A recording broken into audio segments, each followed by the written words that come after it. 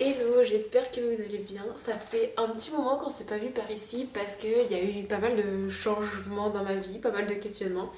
Des choses positives, mais des changements. Je me suis pas mal remise en question puisque j'ai terminé mon master en août et que j'ai commencé un boulot dans lequel je bossais déjà depuis au moins 2 ans. Mais je cherche en même temps à faire de la stabilité et tout. Enfin bref, grosse remise en question, mais tout va bien. Je commence un CDI à partir de mars. Et du coup, j'avais plein de choses dans la tête et j'avais pas spécialement la motivation à refaire des vidéos YouTube. Donc voilà, c'est pour ça que j'ai un petit peu disparu récemment. Mais tout va bien. Je me suis fait un peu aussi un petit bilan moi personnel de tout ce qui se passait dans ma vie et je me suis rendu compte que je restais beaucoup dans ma zone de confort et que j'aime bien ma routine, j'aime bien avoir une routine, une stabilité entre guillemets, mais j'aime bien tester, faire de nouvelles choses et c'est beaucoup ce qui me manquait pendant les dernières semaines, pendant les derniers mois. Je vais vous donner quelques idées de choses à faire pour peut-être sortir de sa zone de confort au quotidien, pas spécialement pour faire des grands voyages d'une vie qui dure 6 mois, mais juste voilà des choses que vous pouvez faire, que vous pouvez mettre en place. C'est que en tant que community manager de plusieurs entreprises, j'ai un gros problème sur les réseaux sociaux. Je reste beaucoup de temps sur les réseaux sociaux à scroller, autant aussi bien pour dans mon travail que dans mon perso, et j'ai tendance à facilement mélanger les deux. À répondre à des messages pro sur par exemple des DM Insta le soir pendant mon temps personnel ou des choses comme ça. Ça devenait un petit peu... comment dire, j'arrivais plus vraiment à faire la distinction entre les deux. Donc depuis quoi, quelques semaines maintenant, j'essaye d'allumer mon téléphone le matin quand je pars au travail. Vraiment genre une matinée sans téléphone, entre le moment que je me réveille et le moment où je pars. Et pareil le soir, après manger, j'éteins mon téléphone, donc genre à 21h mon téléphone est éteint. Ça me permet de me concentrer sur d'autres activités. J'ai aussi mis des timers sur tout ce qui est réseaux sociaux, de un quart d'heure ou 20 minutes par jour maximum. Bien évidemment, j'ai aussi déconnecté tous mes comptes professionnels de mon téléphone personnel pour voilà, vraiment faire la distinction entre les deux. Et du coup, au compte pro, j'y accède via mon ordinateur et non plus via mon téléphone personnel. Donc voilà un petit peu les choses que j'ai mis en place. J'avais aussi besoin un peu de sortir de cette zone de confort et j'ai cherché pas mal d'idées de choses à faire. Par exemple, il y a plein de choses que j'aime et que je fais plus ou j'ai envie de tester. Il y a une chose que... Enfin, sortir de la zone de confort, c'est vraiment un mot un peu fort, mais c'est juste tester de nouvelles choses. Par exemple, j'aime énormément lire, mais les livres ça devient assez cher et dans notre appart de 40 mètres carrés, ça peut vite remplir. Ma bibliothèque là vraiment déborde. Début janvier, j'ai recommencé à aller à la bibliothèque.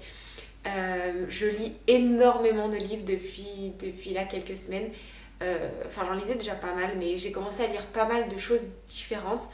De livres qui me tentaient mais que j'avais pas spécialement envie d'acheter. On va à la bibliothèque toutes les 2-3 semaines, on emprunte je pense une dizaine de livres à chaque fois. Autant des BD que des livres, des choses un peu différentes, autant des histoires plutôt historiques, autant des romans graphiques, de la fantasy, enfin vraiment toutes sortes de choses. Actuellement, je me suis mis aussi un peu un défi de lire tous les livres qui ont été bannis aux États-Unis, donc les livres qui sont bannis des bibliothèques et lieux publics, parce que c'est des livres qui sont, même s'ils sont bannis aux États-Unis, c'est des livres qui sont très intéressants d'un point de vue historique, d'un point de vue de représentation. Donc voilà, je me suis donné un peu cet objectif de relire tous les livres bannis des États-Unis. J'ai notamment terminé Felix Ever After. C'est un super bon livre où on suit l'histoire d'un personnage trans, sur son évolution dans son identité, donc vraiment très intéressant. Et là, je vais commencer la 784 qui a été aussi bannie des États-Unis. J'ai lu La ferme des animaux, mais je veux absolument lire 1784, donc voilà, c'est mon prochain objectif. Et puis sinon, un peu pour sortir de ma zone de confort, j'essaye de tester pas mal de nouveaux sports en ce moment.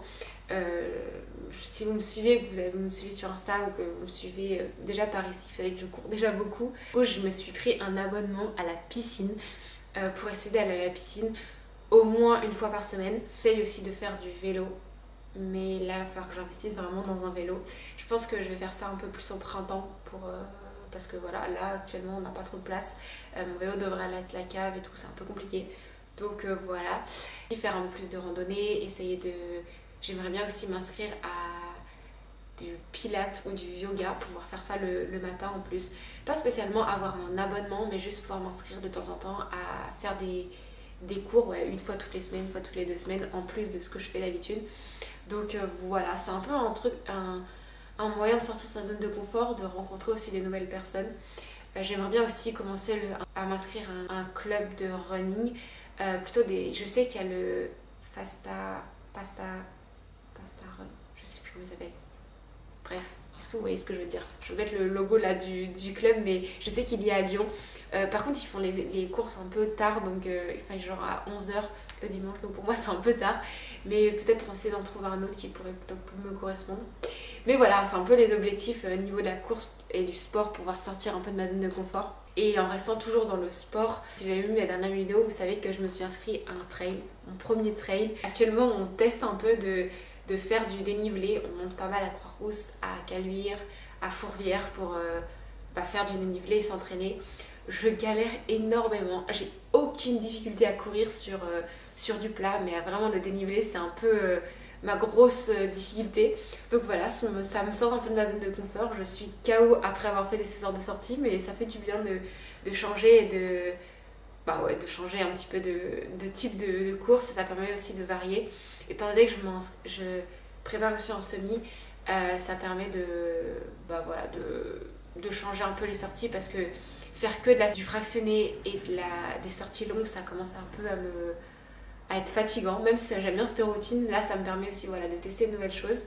Un peu voilà le résumé des dernières semaines. Je vous avoue que j'essaye aussi de faire d'autres choses, de sortir un peu de ma zone de confort. Normalement, j'aime bien aussi aller dans les cafés, des choses comme ça.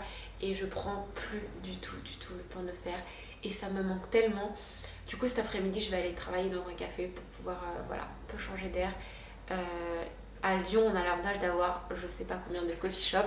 J'en ai, je pense, testé même pas 2%. Je vais aller tester un nouveau coffee shop cet après-midi. Ça fait vraiment partie des choses simples à faire, mais qui permet de sortir de sa zone de confort, sortir de sa routine. Moi je suis une personne qui adore avoir une routine, mais voilà, des fois on reste un peu coincé dans une routine et on oublie de tester des nouvelles choses. Je sais que là pour le printemps on a prévu de grandes My Maps, je sais pas si vous connaissez, c'est un truc de Google qui permet d'un peu de mettre des points sur les choses qu'on veut faire. Donc voilà, j'ai fait ça avec toutes les randonnées que je vais faire autour de Lyon qui sont accessibles en train. J'ai aussi mis des tours à vélo à faire facilement en partant de Lyon, ou alors en prenant le train et en le faisant, comme genre le lac d'Annecy, le lac du Bourget il me semble. Enfin bref, plein de choses. Donc voilà, en plus avec ce temps ça donne tellement envie de sortir. Ça fait super longtemps qu'on n'a pas vu le soleil à Lyon et là il fait enfin beau, donc voilà. Je vais arrêter cette vidéo ici. Voilà, c'était un peu pour mettre un peu une remise en contexte et parler un peu de ce qui va arriver dans les prochaines semaines.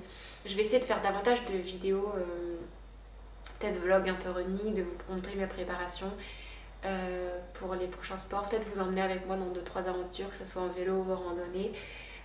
Peut-être même à Lyon en fait, parce que finalement Lyon c'est une super ville que j'adore et qu'il y a plein de choses à faire. Donc peut-être vous emmener, peut-être vous présenter 2-3 trucs à Lyon que j'aime bien faire. Voilà, donc merci d'avoir regardé cette vidéo et puis on se dit à très vite. Salut.